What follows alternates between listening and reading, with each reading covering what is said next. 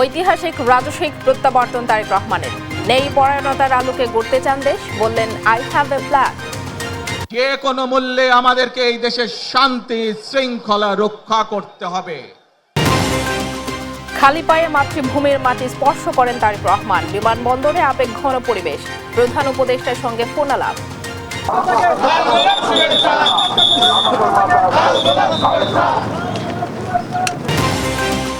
তারেক রহমানের সংবর্ধনায় লাখো জনতার স্রোত, উচ্ছ্বসিত নেতাকর্মীরা। দিক নির্দেশনা মেনে এগিয়ে নিতে চান দেশ। এভার কেয়ারে মায়ের পাশে সময় কাটালেন তারেক রহমান, ছিলেন ডাক্তার জুবাইদা উজজায়মা রহমান। দেশবাসীর দোয়া কামনা। সিরাজগঞ্জ এক আসনে লড়াই হবে বিএনপি জামায়াতের, প্রতিশ্রুতি দিতে ব্যস্ত প্রার্থীরা। পরিবর্তনের যোগ্যকে চান ভোটাররা। এবং বিতর্ক সঙ্গী করে আজ পর্দা উঠছে বিপিএল এর। দুপুরে সিলেট খেলবে রাজশাহীর বিপক্ষে, সন্ধ্যার মুখোমুখি নোয়াখালী চট্টগ্রাম। এই অবস্থায় পড়তে না চাইলে ব্যবহার করুন rainbow damp protector. Elastomer emulsion থাকায় দেয়াল থাকে damp proof rainbow paints, colour of joy. সংবাদ সকালে দেখছিলেন সুপারবোর্ড সংবাদ শিরোনাম, সঙ্গে আছে আমি শেফালি রহমান।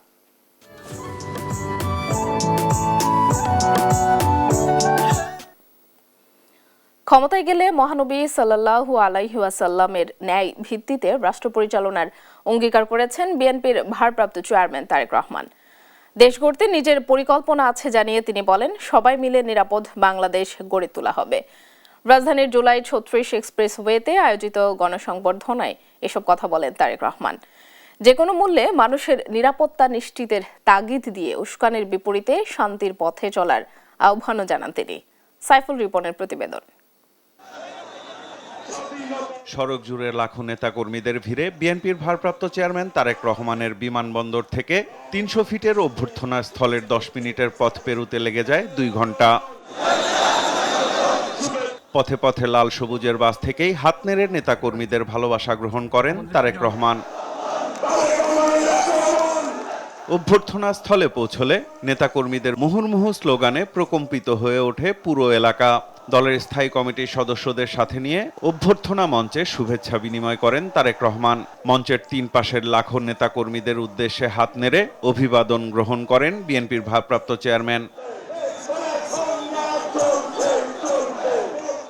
দীর্ঘ ১৭ বছর পর দেশে ফেরায় আল্লাহ তাআলার কাছে শুকরিয়া আদায় করেন তারেক রহমান।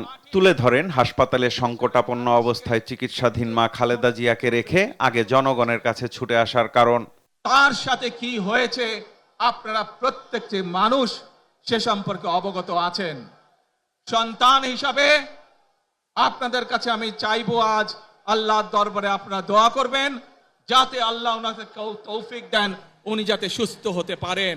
এই মানুষগুলোকে যাদের জন্য দেশনেত্রী খালেদা জিয়া জীবন উৎসর্গ করেছেন নিজের জীবন, সেই মানুষগুলোকে আমি কোনোভাবেই ফেলে যেতে পারি না। ২৪-এর গণ অভ্যুত্থানে ভূমিকা রাখা নারী পুরুষ নির্বিশেষে সব শ্রেণী পেশার মানুষের প্রতি শ্রদ্ধা জানিয়ে শঙ্কা প্রকাশ করে বলেন, আধিপত্যবাদীরা এখনো ষড়যন্ত্র করছে, তা প্রতিহতে ঐক্য ধরে রাখার আহ্বান জানান তিনি। ৭১ সালে এই দেশের মানুষ যেমন স্বাধীনতা অর্জন করেছিল, ২০২৪ সালে এদেশের ছাত্র জনতা সহ সর্বস্তরের মানুষ এই দেশের স্বাধীনতা এবং সার্বভৌমত্বকে রক্ষা করেছিল। যে কোনো মূল্যে আমাদেরকে এই দেশের শান্তি শৃঙ্খলা রক্ষা করতে হবে। যে কোনো উস্কানির মুখে আমাদেরকে ধীর শান্ত থাকতে হবে। প্রিয় ভাই বোনেরা, আমরা দেশের শান্তি চাই, আমরা দেশের শান্তি চাই, আমরা দেশের শান্তি চাই। দেশ পরিচালনার দায়িত্ব পেলে সবাই মিলে নবী করিম সাল্লাল্লাহু আলাইহি ওয়াসাল্লামের ন্যায় পরায়ণতার ভিত্তিতেই দেশ গড়ার অঙ্গীকার করেন তারেক রহমান। আমরা সকলে নবী করিম সাল্লাল্লাহু আলাইহি ওয়াসাল্লামের যে ন্যায় পরায়ণতা, সেই ন্যায় পরায়ণতার আলোকে আমরা দেশ পরিচালনার সর্বোচ্চ চেষ্টা করব। দেশ ও মানুষের ভাগ্য উন্নয়নে সবার সহযোগিতা প্রয়োজন উল্লেখ করে তারেক রহমান বলেন, যে কোনো মূল্যে নিয়ন্ত্রণে রাখতে হবে আইন শৃঙ্খলা পরিস্থিতি। যে কোনো বিশৃঙ্খলাকে পরিত্যাগ করতে হবে। যে কোনো মূল্যে আমাদেরকে নিশ্চিত করতে হবে যাতে মানুষ নিরাপদ থাকতে পারে। মনে রাখবেন, we have a plan for the people and for the country. জনগণের প্রতি কৃতজ্ঞতা জানিয়ে মা খালেদা জিয়াকে দেখতে এভার কেয়ার হাসপাতালে ছুটে যান দলের ভারপ্রাপ্ত চেয়ারম্যান। সব ষড়যন্ত্রকে চ্যালেঞ্জ ছুড়ে দিয়ে মা মাটি দেশের টানে প্রায় 17 বছর 3 মাস পর প্রিয় মাতৃভূমিতে ফিরলেন বিএনপির ভারপ্রাপ্ত চেয়ারম্যান তারেক রহমান। বাবা শহীদ রাষ্ট্রপতি জিয়াউর রহমানের মতো দেশের স্বাধীনতা সার্বভৌমত্ব রক্ষার পাশাপাশি ভবিষ্যৎ সমৃদ্ধ বাংলাদেশ গড়তে তিনিই নেতৃত্ব দেবেন, এমনটি প্রত্যাশা দেশের সাধারণ মানুষের। সাইফুল রিপন, দেশ টিভি, ঢাকা। দেশে ফিরে বিএনপির সিনিয়র নেতা ও পরিবার পরিজনের ভালোবাসায় সিক্ত হলেন তারেক রহমান। বেলা 11:15টার দিকে স্ত্রী ও সন্তানকে নিয়ে শাহজালাল বিমানবন্দরে পৌঁছান তিনি। এ সময় ফোন করে মায়ের চিকিৎসার খোঁজ খবর নেন তারেক রহমান। প্রধান উপদেষ্টার সঙ্গেও কথা বলেন তিনি। আলী আক্কাস আকাশের রিপোর্ট। তারেক রহমানের এক রাজস্বিক প্রত্যাবর্তন। দীর্ঘদিন পর দেশের মাটিতে নেমেই পেলেন বিএনপি শীর্ষ নেতাদের অভ্যর্থনা। এ সময় একে একে তাদের বুকে জড়িয়ে কৃতজ্ঞতা জানান তারেক রহমান। পরে বিমানবন্দরে অপেক্ষমান পরিবারের সদস্যদের সঙ্গে কুশল বিনিময় করেন বিএনপির ভারপ্রাপ্ত চেয়ারম্যান। সঙ্গে ছিলেন ডাক্তার জুবাইদা রহমান ও জাইমা রহমানও। শাহজালাল বিমানবন্দরে নেমেই ডাক্তার জাহিদ হোসেনকে ফোন করে এভার কেয়ারে চিকিৎসাধীন মা খালেদা জিয়ার শারীরিক অবস্থার খোঁজ খবর নেন তিনি। কথা বলেন প্রধান উপদেষ্টার সঙ্গেও। এর আগে সকাল 11:15টায় হযরত শাহজালাল আন্তর্জাতিক বিমানবন্দরে অবতরণ করে তাকে বহনকারী বাংলাদেশ বিমানের বোয়িং 787 ড্রিমলাইনার বিমানটি। তার আগে যুক্তরাজ্যের লন্ডন থেকে ছেড়ে আসা বিমানটি সকাল 10টার কিছু আগে পৌঁছায় সিলেট উসমানী বিমানবন্দরে। সেখানে ঘণ্টাখানেকের যাত্রা বিরতির পর ঢাকার উদ্দেশ্যে ছেড়ে আসে তারেক রহমানকে বহনকারী বিমানটি।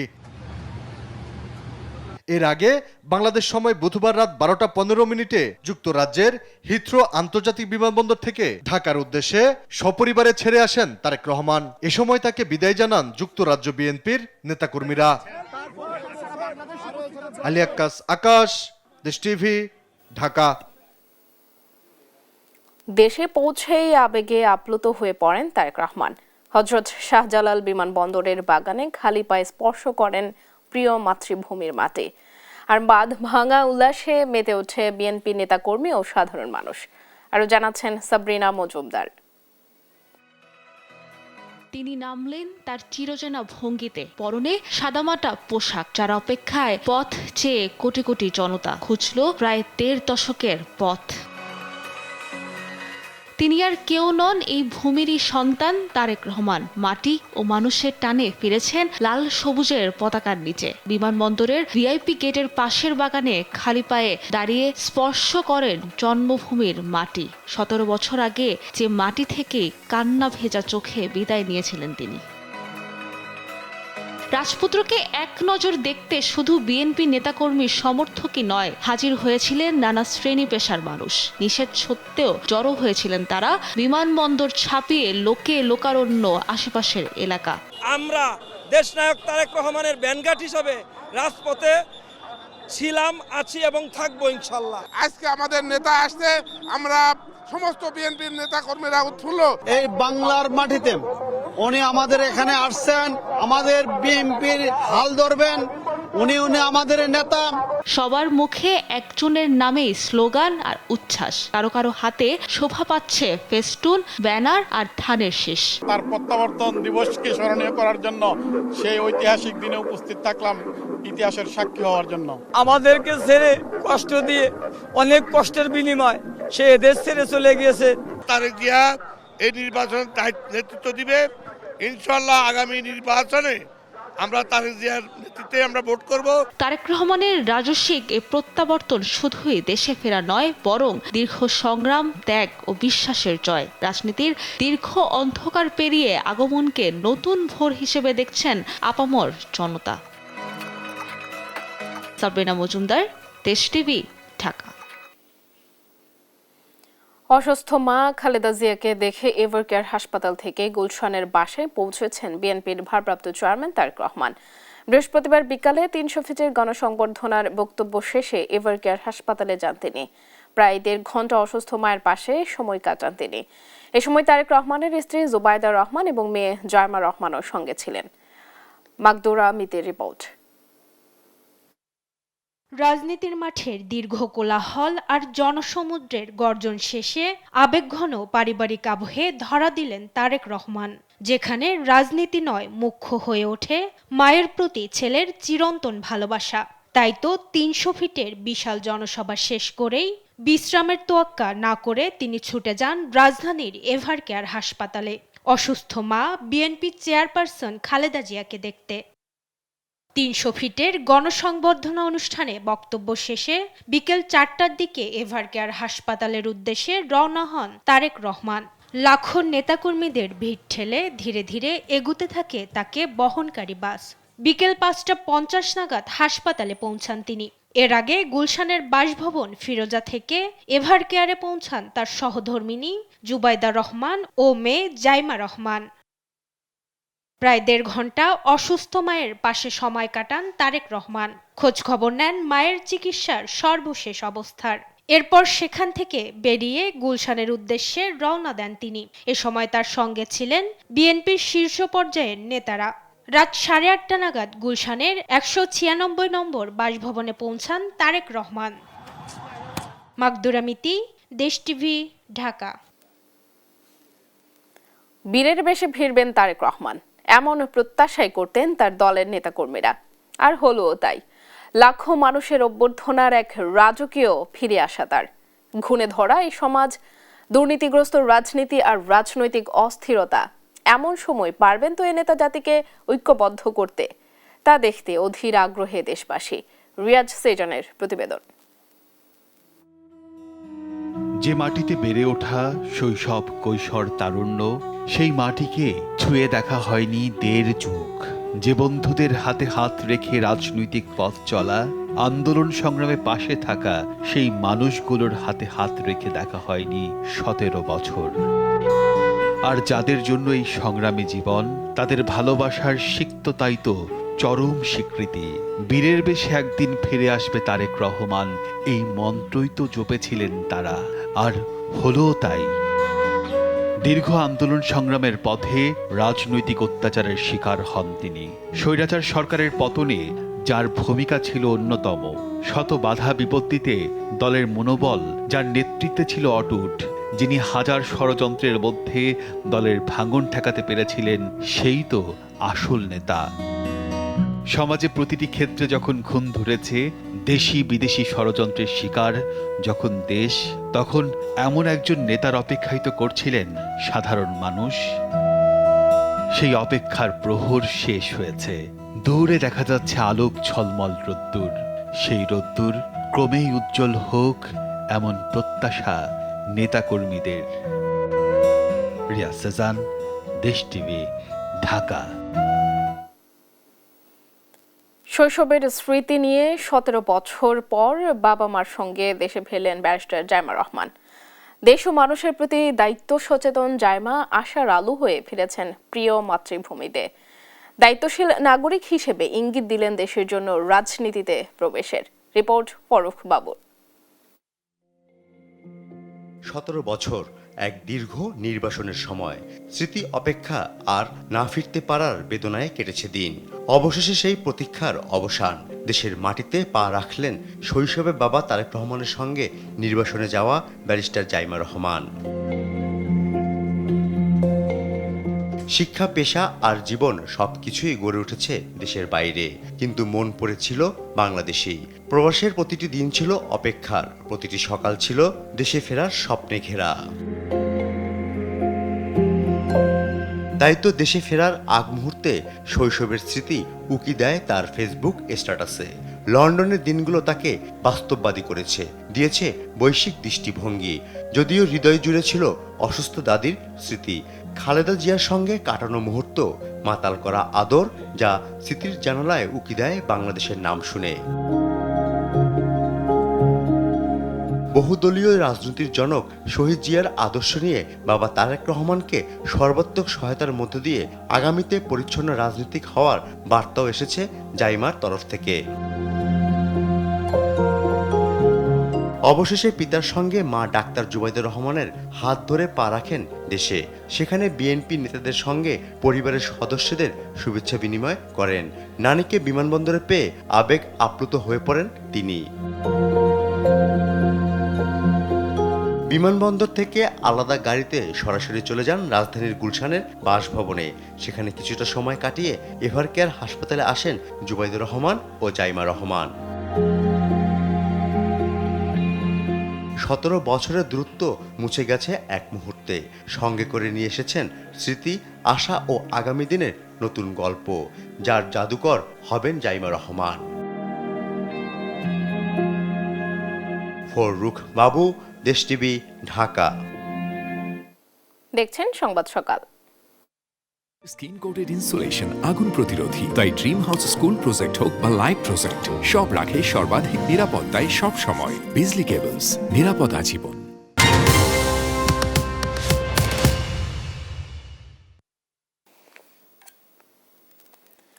নির্বাসিত হয়েও জনগণের হৃদয়ে স্থান করে নেওয়া যায় তার উজ্জ্বল দৃষ্টান্ত তারেক রহমান। তার স্বদেশ প্রত্যাবর্তনের লাখো জনতার ঝল প্রমাণ করে দেশ আর দেশের মানুষকে ভালোবাসলে পাওয়া যায় অকৃত্রিম ভালোবাসা। সবার একটাই প্রত্যাশা, তারেক রহমান কোনো দলের নেতা নয়, জনগণের নেতা হয়ে দেশকে এগিয়ে নেবেন। নিয়াজ মোর্শেদের রিপোর্ট। 17 বছরের এক নির্বাসিত নেতা, তার স্বদেশ প্রত্যাবর্তন। গণতন্ত্রকামী এই নেতাকে অভ্যর্থনা জানাতে কুড়িল বিশ্বরোড থেকে কাঞ্চন ব্রিজ পর্যন্ত লাখো লাখো মানুষের সমাগম। চোখ যেদিকে যায় শুধু অথই জনসমুদ্র। একজন নেতাকে অভ্যর্থনা জানাতে এত মানুষের সমাগম যেন ইতিহাস করলো। ইতিহাস তৈরি করা এই নেতা আর কেউ নন, বিএনপির ভারপ্রাপ্ত চেয়ারম্যান তারেক রহমান। গণতন্ত্রকামী এই নেতাকে স্বাগত জানাতে ভোর হওয়ার আগ থেকেই 36 জুলাই এক্সপ্রেসওয়ে স্লোগানে মুখর হয়ে ওঠে। ব্যানার, ফেস্টুন আর নানা ভঙ্গিমায় নিজেকে সাজিয়ে হাজির হন প্রাণপ্রিয় নেতাকে এক নজরে দেখার আশায়। দেশের নানা প্রান্ত থেকে ছুটে আসা এসব মানুষ জানায় তারেক রহমানকে নিয়ে তাদের ভালোবাসার কথা।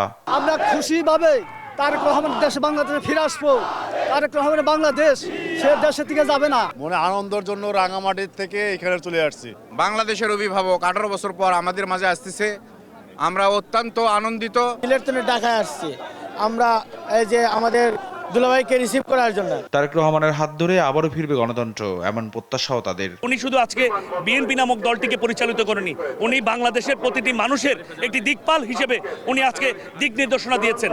আমরা চাই তারেক রহমান একটা সুন্দর সফল দেশ গঠন করুক, সারা দেশে ধানের শীষে ভোট দিবে। দেশের পাশাপাশি দেশের বাইরে থেকেও তাকে দেখতে আসেন বিএনপি নেতাকর্মীরা। বাংলাদেশের 18 কোটি মানুষের আশা আকাঙ্ক্ষা, তারেক রহমানের নেতৃত্বে বাংলাদেশ এগিয়ে যাবে, বাংলাদেশে আবার গণতন্ত্র সুপ্রতিষ্ঠিত হবে। দীর্ঘ 17 বছর নির্বাসিত জীবন কাটানোর পরে অবশেষে দেশে ফিরলেন বিএনপির ভারপ্রাপ্ত চেয়ারম্যান তারেক রহমান। তাকে সংবর্ধনা জানাতে 300 ফিট এলাকাতে লাখো জনতার সমাবেশ। সবার একটাই প্রত্যাশা, তারেক রহমান যেন দলের নেতা না, জনতার নেতা হয়ে কাজ করেন, সেই সাথে আগামীর গণতন্ত্রের উত্তরণের হাতিয়ার হিসেবে নেতৃত্ব দেন। নিয়াজ মোর্শেদ, দেশ টিভি, ঢাকা। অভ্যর্থনা জানাতে আসা দেশবাসীকে আন্তরিক ধন্যবাদ ও কৃতজ্ঞতা জানিয়েছেন তারেক রহমান। বৃহস্পতিবার রাতে বিএনপির পক্ষ থেকে এক বিবৃতিতে এ তথ্য জানানো হয়। এছাড়া বিবৃতিতে অভ্যর্থনা জানাতে আসা ঢাকা মহানগরী সহ সারা দেশের বিএনপি এবং এর অঙ্গ ও সহযোগী সংগঠন সহ বিভিন্ন রাজনৈতিক দল, পেশাজীবী সংগঠনের নেতাকর্মীদের আন্তরিক ধন্যবাদ ও কৃতজ্ঞতা জানান তারেক রহমান। অভ্যর্থনা কার্যক্রমকে সুচারুভাবে সম্পন্ন করতে দায়িত্বরত সেনাবাহিনী, বিজিবি, র্যাব, পুলিশ সহ অন্যান্য নিরাপত্তা বাহিনী ও আইনশৃঙ্খলা বাহিনীকে তিনি আন্তরিক ধন্যবাদ ও কৃতজ্ঞতা জানান।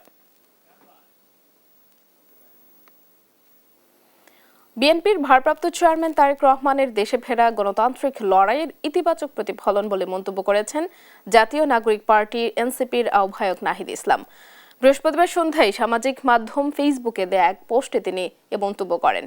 বলেন, তারেক রহমান এবং তার পরিবার রাজনৈতিক ভিন্নমতের কারণে রাষ্ট্রীয় নির্যাতনের শিকার হয়েছিলেন এবং তাকে দীর্ঘ সময় নির্বাসিত থাকতে হয়েছে।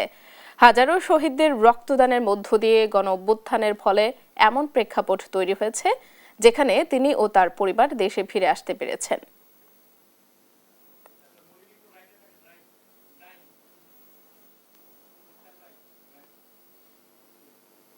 17 বছর পর তারেক রহমানের বাংলাদেশে প্রত্যাবর্তন ফলাও করে প্রকাশ করেছে আন্তর্জাতিক গণমাধ্যমও। ব্রিটিশ সংবাদ মাধ্যম বিবিসি, যুক্তরাষ্ট্র ভিত্তিক সংবাদ সংস্থা রয়টার্স, ভারতীয় সংবাদ মাধ্যম সহ আরও বিভিন্ন দেশের গণমাধ্যমের শিরোনাম হয়েছেন তারেক রহমান। তনিমা ইসলামের প্রতিবেদন। দীর্ঘ নির্বাচনের অবসান ঘটিয়ে বাংলাদেশের রাজনীতিতে তারেক রহমানের প্রত্যাবর্তন এখন আন্তর্জাতিক সংবাদ মাধ্যমেও আলোচিত। প্রায় 17 বছর পর দেশে ফেরা বিএনপির এই শীর্ষ নেতাকে বিশ্ব গণমাধ্যম দেখছে আসন্ন জাতীয় নির্বাচনের সবচেয়ে গুরুত্বপূর্ণ রাজনৈতিক ব্যক্তিত্ব হিসেবে। তারেক রহমানের প্রত্যাবর্তন গুরুত্বের সঙ্গে তুলে ধরেছে ব্রিটিশ সংবাদ মাধ্যম বিবিসি। তারেক রহমানকে সরাসরি বাংলাদেশের পরবর্তী প্রধানমন্ত্রী হিসেবে শিরোনামে উল্লেখ করেছে সংবাদ মাধ্যমটি। প্রতিবেদনে তার দীর্ঘ নির্বাসন জীবন, লন্ডনে অবস্থান এবং আওয়ামী লীগ সরকারের সময়ে তার বিরুদ্ধে দায়ের হওয়া মামলাগুলোর প্রেক্ষাপট ব্যাখ্যা করা হয়েছে। বিবিসির বর্ণনায় তারেক রহমানের প্রত্যাবর্তনকে আসন্ন জাতীয় নির্বাচনের সবচেয়ে গুরুত্বপূর্ণ রাজনৈতিক মুহূর্তগুলোর একটি হিসেবে চিহ্নিত করা হয়েছে। এদিকে যুক্তরাষ্ট্রভিত্তিক সংবাদ সংস্থা রয়টার্সও তুলে ধরেছে তারেক রহমানের জীবন বৃত্তান্ত। রয়টার্সের প্রতিবেদনে ঢাকার রাজপথে লাখো সমর্থকের উপস্থিতি, বিমানবন্দর থেকে সমাবেশস্থল পর্যন্ত তার নিরাপত্তা বেষ্টিত যাত্রা এবং জনগণের উচ্ছ্বাসের দৃশ্য তুলে ধরা হয়েছে।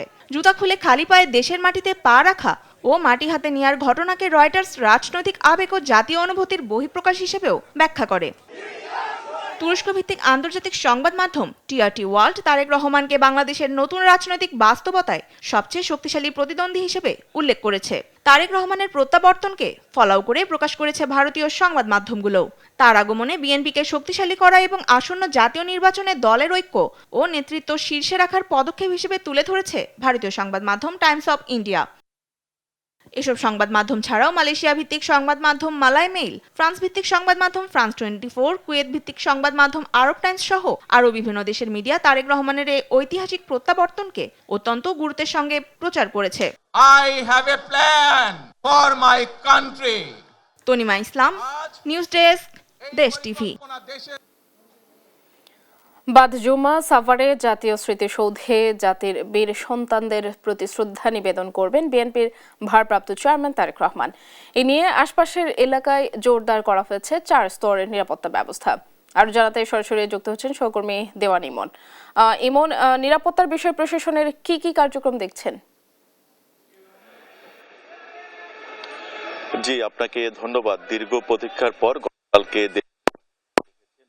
ভারপ্রাপ্ত চেয়ারম্যান তারেক রহমান এবং তার আসার খবরের পর থেকে কিন্তু আমরা দেখেছি সারা দেশের লোকজন কিন্তু তার যে সংবর্ধনা স্থল ছিল সেখানে গিয়েছেন এবং ঢাকার আশপাশে যারা বিশেষ করে সাভারের নেতাকর্মীদেরও কিন্তু গতকালকে দেখেছি তারা কিন্তু দল বেঁধে সেখানে গিয়েছেন। এবং আজকে যেটি এখানকার সাভারের মানুষের সবচেয়ে আনন্দের বিষয় যে আজকে কিন্তু তারেক রহমান তিনি কিন্তু স্মৃতিসৌধে জাতির যে সূর্য সন্তান রয়েছে তাদের কিন্তু শ্রদ্ধা নিবেদনের জন্য আসবেন এবং সে উপলক্ষে আমরা দেখেছি স্মৃতিসৌধ কর্তৃপক্ষ কিন্তু তারা যে বরাবর ওই ভিভিআইপিরা আসলে বা বিশেষ ব্যক্তিরা আসে যেভাবে নিরাপত্তার বলয় তৈরি করেন সেই নিরাপত্তার বলয় কিন্তু তৈরি করা হয়েছে তারেক রহমানের ক্ষেত্রেও। এবং তারেক রহমান আজকে এখানে আসবেন সে উপলক্ষে কিন্তু গণপূর্ত অধিদপ্তরের যারা দায়িত্ব রয়েছেন তারা কিন্তু তাদের যে ভেতরের যে নিরাপত্তা কার্যক্রম সেটি কিন্তু সম্পন্ন করেছেন। এছাড়া কিন্তু আমরা গতকালকে থেকে দেখেছি আইন শৃঙ্খলা বাহিনীর সদস্য যারা রয়েছেন তারাও কিন্তু স্মৃতিসৌধের আশপাশের যে সমস্ত এলাকা রয়েছে সেটি পুরো এলাকায় কিন্তু নিরাপত্তার চাদরে কিন্তু ঢেকে দেওয়া হয়েছে। স্মৃতিসৌধের প্রধান ফটকের সামনের চিত্রটি যদি এখন দেখায় যেখানে কিন্তু পুরো ব্যারিকেড তৈরি করে জনসাধারণ যারা রয়েছে তাদের কিন্তু প্রবেশাধিকার এখানে কিন্তু সীমিত করা হয়েছে। পাশাপাশি দেখতে পাচ্ছি যে সারা রাতি কিন্তু এখানে পুলিশ সদস্য যারা রয়েছেন তারা কিন্তু এখানে নিয়োজিত রয়েছেন। আইন শৃঙ্খলা বাহিনী তাদের পোশাকের পাশাপাশি কিন্তু সাদা পোশাকেও কিন্তু এখানে নিয়োজিত রয়েছেন। এছাড়া স্থানীয় নেতাকর্মী যারা রয়েছেন তারা কিন্তু উচ্ছ্বসিত এই বিষয়টি নিয়ে এবং তারা বলছেন যে আজকে এখানে তারেক রহমান আসবেন এই উপলক্ষে কিন্তু সাভার এবং আশুলিয়ার অন্তত 50,000 লোক কিন্তু তারা আমিনবাজার থেকে নবীনগর পর্যন্ত কিন্তু রাস্তার দুই পাশে কিন্তু তারেক রহমানকে শুভেচ্ছা জানাবেন, সংবর্ধনা জানাতে কিন্তু তারা কিন্তু এখানে উপস্থিত থাকবেন। এছাড়া আমরা কথা বলেছিলাম সাভারের যিনি এমপি প্রার্থী তিনি যেমনটি বলছেন যে 30,000-এর অধিক তারা ক্যাপ এবং গেঞ্জি ছাপিয়েছেন বিভিন্ন রঙের, সেটি পরিধান করেই কিন্তু যারা স্থানীয় নেতাকর্মী রয়েছেন তারা কিন্তু এই জায়গাটিতে অবস্থান করবেন। আইন শৃঙ্খলা বাহিনীর সাথে আমরা কথা বলেছি। আইন শৃঙ্খলা বাহিনী আমাদেরকে যেটি জানিয়েছেন যে তারেক রহমানের সাভারে এই আগমন উপলক্ষে কিন্তু তারা তাদের সব ধরনের প্রস্তুতি কিন্তু তারা রেখেছেন এবং কোনো ধরনের কোনো থ্রেড বা কোনো ধরনের প্রস্তুতির কিন্তু ঘাটতি নেই এবং সব মিলিয়ে বলা চলে যে আজকে কিন্তু সাভারের স্মৃতিসৌধে জাতীয় সূর্য সন্তানদের শ্রদ্ধা নিবেদনের জন্য তারেক রহমানের আগমন উপলক্ষে কিন্তু সব ধরনের প্রস্তুতি ইতিমধ্যে সম্পন্ন হয়েছে। তো এই ছিল আমার কাছে সাভার স্মৃতিসৌধ থেকে বিস্তারিত। ধন্যবাদ ইমন। দর্শক, জাতীয় স্মৃতিসৌধ থেকে জানাচ্ছিলেন সহকর্মী দেওয়ান ইমন তারেক রহমানের নিরাপত্তার কার্যক্রম সম্পর্কে। দেখছেন সংবাদ সকাল।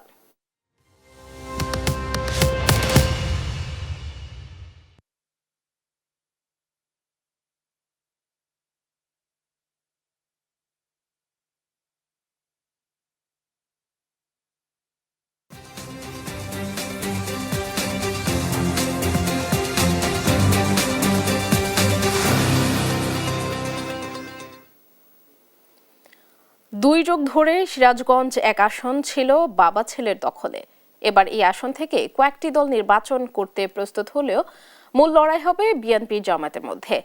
সদরের আংশিক ও গাজীপুর উপজেলা নিয়ে গঠিত এই আসনে লেগেছে নির্বাচনী হাওয়া। প্রার্থী ও সমর্থকেরা ছুটছেন ভোটারদের কাছে, দিচ্ছেন নানান প্রতিশ্রুতি। ভোটাররা বলছেন যোগ্য প্রার্থীকেই দেবেন ভোট। শুভ কুমার ঘোষের রিপোর্ট, জানাচ্ছেন ফারজানা আফরোজ টুম্পা। যমুনার তীরবর্তী গাজীপুর উপজেলা ও সদরের 4টি ইউনিয়ন নিয়ে গঠিত সিরাজগঞ্জ এক আসন। এই আসনে ভোটার 3,85,024 জন। আসনটিতে স্বাধীনতার পর থেকে দ্বাদশ জাতীয় সংসদ নির্বাচন পর্যন্ত নির্বাচিত হয়ে এসেছে বর্তমানে কার্যক্রম নিষিদ্ধ আওয়ামী লীগ বা স্বতন্ত্র প্রার্থী। 2001 থেকে 2020 সাল পর্যন্ত এই আসনে এমপি ছিলেন মোহাম্মদ নাসিম। 2020 থেকে 2024 সাল পর্যন্ত এমপি ছিলেন মোহাম্মদ নাসিমের পুত্র তানভীর শাকিল জয়। ত্রয়োদশ জাতীয় সংসদ নির্বাচনে এই আসনে বিএনপির ধানের শীষ প্রতীক নিয়ে লড়বেন সেলিম রেজা, জামায়াতে ইসলামীর প্রার্থী মোহাম্মদ শাহিনুর আলম, নাগরিক ঐক্যের প্রার্থী সাকিব আনোয়ার। আসনটিতে এখনও প্রার্থী ঘোষণা করেনি এনসিপি। ভোটারদের মন জয়ে ছুটছেন প্রার্থীরা। গাজীপুরের 54 বছরের ইতিহাস ইনশাল্লাহ ভাঙবে এবং গাজীপুর থেকে শতভাগ আশাবাদী এখান থেকে এমপি নির্বাচিত হবে। ধানের শীষের নির্বাচন, আমি জয়যুক্ত হলে গাজীপুরে একটা সহ অবস্থান করতে চাই। আমরা যমুনা নদী ভাঙ্গন রোধের জন্য আমরা ব্যবস্থা গ্রহণ করব। চর অঞ্চল এবং বীর অঞ্চলের মধ্যে বৈষম্য রয়েছে, সেই বৈষম্য দূর করব। এক্ষেত্রে আমরা চর অঞ্চলের 6টি ইউনিয়নকে নিয়ে আলাদা একটি উপজেলা গঠন করার জন্য আমরা চেষ্টা করব ইনশাআল্লাহ। অন্তত চরের মানুষ যে কোনো সময় তাকে যদি উপজেলায় আসতে হয়, সেটা চিকিৎসার জন্য হোক বা অন্য যে কোনো কারণে, এটার দায়িত্ব রাষ্ট্রকে নিতে হবে। অর্থাৎ ফ্রিতে বিনা খরচে চরের সাথে যাতায়াতের ব্যবস্থা, এটা খুব সহজে করা সম্ভব। এগুলো আমরা করার চেষ্টা করব। ভোটাররা বলছেন নাগরিকের অধিকার নিশ্চিতে পাশে থাকবেন এমন যোগ্য প্রার্থীকেই সংসদে নেবেন তারা। পার্লামেন্ট সদস্য যিনি হবেন তিনি যেন আমাদের এই ব্রিজটা করে দেয় এবং নদীটা যা শাসন করে, আমাদের যেন বাড়ি ঘর যাই থাক, জায়গা জমি যাই আছে তার জন্য একটা নিরাপত্তা থাকে। বিচার ব্যবস্থার সুষ্ঠু নিশ্চয়তা, নিরাপত্তা, এই বিষয়গুলো যদি দিতে পারবেন, আসলে তাকেই গাজীপুরের জনগণ সাদরে ভোট দেবেন বলে আমি মনে করি। থানাতে গেলে পারে দলীয় প্রভাব যেন না থাকে, একটা আমি চিকিৎসা নিতে গেলে পারে উপজেলাতে চিকিৎসা নিতে গেলে দলীয় প্রভাব যেন না থাকে, এমন একটি দল চাই। এবারে নির্বাচনের মাধ্যমে এই আসনটিতে আসতে চলেছে পরিবর্তনের সুবাতাস, সেই অপেক্ষায় এখানকার নাগরিকরা। তামিম মাহবুব, নিউজ ডেস্ক, দেশ টিভি। দেখছিলাম তামিম মাহবুবের ডেস্ক রিপোর্ট। ব্রাহ্মণবাড়িয়ায় শীতের প্রকোপের সঙ্গে বাড়ছে শীতজনিত রোগ। জেলা সদর হাসপাতালে ইতিমধ্যে ভর্তি হয়েছেন বেড সংখ্যার কয়েক গুণ রোগী। রোগীর চাপ বেড়ে যাওয়ায় মেঝেতেই চলছে চিকিৎসা, আছে ঔষধ সংকটও। হাসপাতাল সংশ্লিষ্টরা বলছেন 30 লাখ জনসংখ্যার বিপরীতে মাত্র 250 বেডের জেনারেল হাসপাতাল হওয়ায় হিমশিম খেতে হচ্ছে। মেহেদী নূর পরশের প্রতিবেদন, জানাচ্ছেন শর্মিলা কিয়া। শীতের প্রকোপের সঙ্গে ব্রাহ্মণবাড়িয়ায় বাড়ছে ডায়রিয়া ও নিউমোনিয়া আক্রান্ত রোগীর সংখ্যা। জেলায় হাসপাতাল সহ উপজেলা স্বাস্থ্য কমপ্লেক্সগুলোতে চিকিৎসা নিচ্ছে বেড সংখ্যার তুলনায় কয়েক গুণ বেশি রোগী। পর্যাপ্ত বেড না থাকায় মেঝেতে নিতে হচ্ছে চিকিৎসা। তারপরও হাসপাতালে ঔষধ সংকটে ভোগান্তিতে পড়েছেন রোগী ও স্বজনরা। এতে তাদের গুনতে হচ্ছে অতিরিক্ত খরচ। বেড হয়েছে 25টা আর রোগী হয়েছে প্রায় 100-র উপরে, কিন্তু আমাদের বেড দিয়ে খুলাতে পারতেছে না। 500 শয্যা হাসপাতাল করা হোক, তাহলে মানুষের দুর্ভোগ কিছুটা কমবে। নাসিকের জন্য আমরা গরিব দিকে তো আসি সরকারের, তবে আমরা সময়মতো সবারা পাই না। বাইরে অনেক ময়লা আবর্জনা আছে, এগুলোতে আসলে রোগীরা কখনো সুস্থ হতে পারে না। ফিট করতে পারি নাই, বাইরে মেডিকেল থেকে কেরলা ফিট করা লাগছে। এখানে শুধু স্যালাইন আর উড স্যালাইন দেয়। জেনারেল হাসপাতালের তত্ত্বাবধায়ক বলছেন, দুর্ভোগ লাঘবে দ্রুত ব্যবস্থা নেওয়া হবে। এই 250 শয্যা বিশিষ্ট হাসপাতালকে 500 শয্যায় উন্নীত করার চেষ্টা চালিয়ে যাচ্ছি। এর জন্য আমরা সচিব স্যারকে চিঠি দিয়েছি। সংকট নিরসনে ঊর্ধ্বতন কর্তৃপক্ষকে অবহিত করা হয়েছে বলে জানিয়েছেন জেলা সিভিল সার্জন। কিছু কিছু ক্ষেত্রে ওষুধের সংকট হয়, আমরা আবার আমাদের এই সংকটগুলি যাতে উপজেলা এবং জেলা সদর হাসপাতাল আমরা কভার করতে পারি, আমরা আবার ঊর্ধ্বতন কর্তৃপক্ষ লিখে কিন্তু সেই ওষুধগুলি আনারও আমরা চেষ্টা করতাম। বর্তমানে ব্রাহ্মণবাড়িয়ার 250 শয্যা বিশিষ্ট জেনারেল হাসপাতাল সহ উপজেলা স্বাস্থ্য কমপ্লেক্সের বহির্বিভাগে 4 থেকে 5 হাজার রোগী চিকিৎসা সেবা নিচ্ছে প্রতিদিন।